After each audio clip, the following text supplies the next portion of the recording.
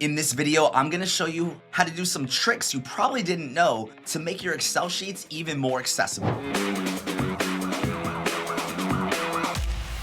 Welcome to the Accessibility Guide channel. My name is Sean Jordison, and let's jump into the ring. One of the most important things you can do is name your objects in Excel. The first thing I want to do is name my table. So I have a table in this worksheet. I'm going to go to table design, and we have this ability to give our table a name. In this example, I'm simply going to write 508 checklist, and we're gonna do one word. This will now be okay, it looks like you cannot start with a number. You do have to start with an actual letter. And now this table will show up with a screen reader when we search, and it could be referenced so that it's more easily navigated to. Another thing we could do is actually name a range of cells. If we select a column, let's take column D here.